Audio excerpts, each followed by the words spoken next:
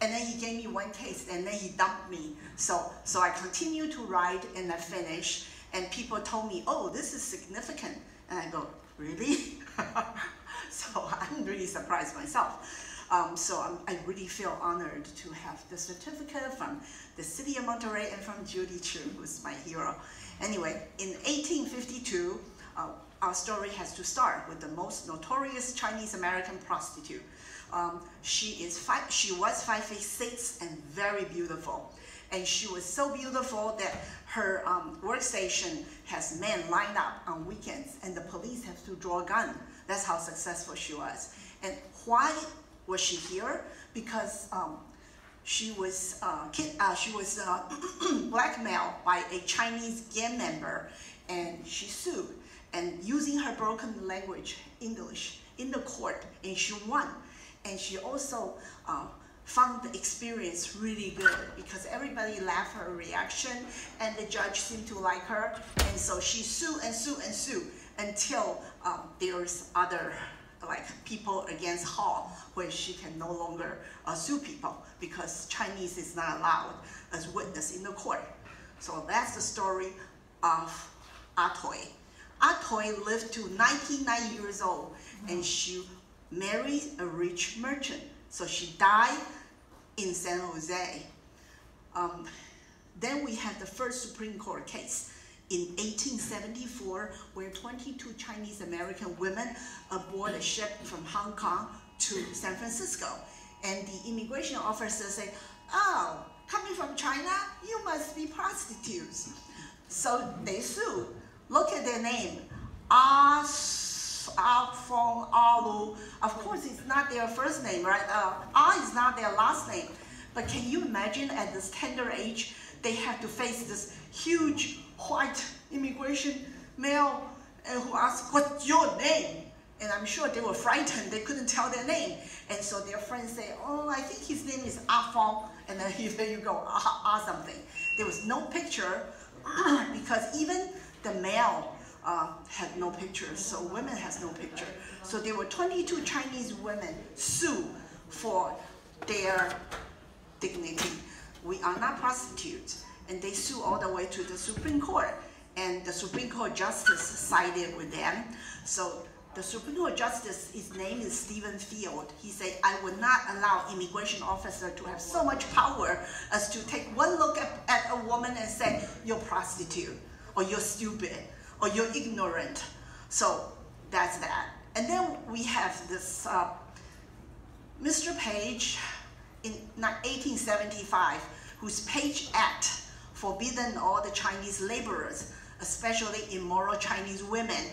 And when this law was on the hand of the implementers, the immigration officer, they make sure they don't let any Chinese woman to come in, because if Chinese men in the US cannot find wives, they will have to go back. So that law is actually still law of the country today. So can you imagine all the Middle Eastern women who are being harassed in the airport? I faced a few myself, and I went up to go, hey, why are you talking like this to these women? And they say, if you don't go away, we're gonna arrest you. So women has to suffer because we can bear children. That's the reason. In 1882, the Chinese Exclusion Act, everybody know about it, so I'm not going to go into that. I want to introduce you to Zhang Jun, Professor Zhang Jun, who was a psychologist until he retired. Then he became a historian. Zhang, would you stand up?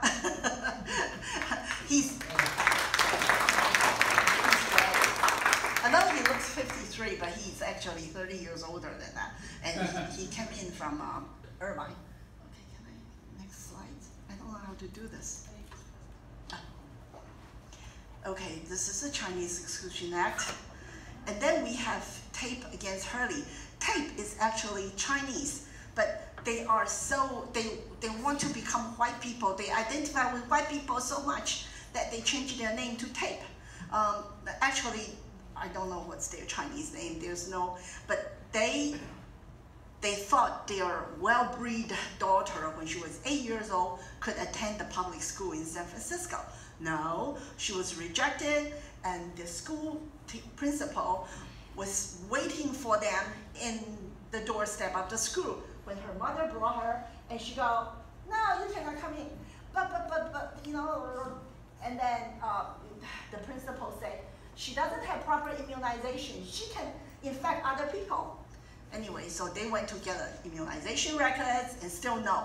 So they sued because the family was very wealthy. So they sued, they won, and San Francisco Board of Education passed a law to establish the Oriental School for the Chinese.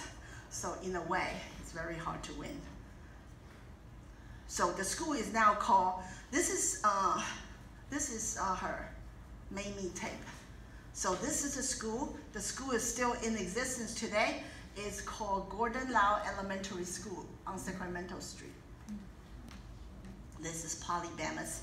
This is Congresswoman Judy Chu's hero. She's 4 feet. And her house is named a historical place. And her movie, there was a movie about her. Look, this is her cabin.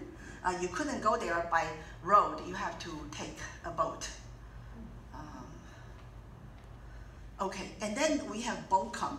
Bocom was 17 years old when she was sold here. She was really beautiful. The regular girl's slave's price was $300 and she was $3,000. So you can imagine how beautiful she was.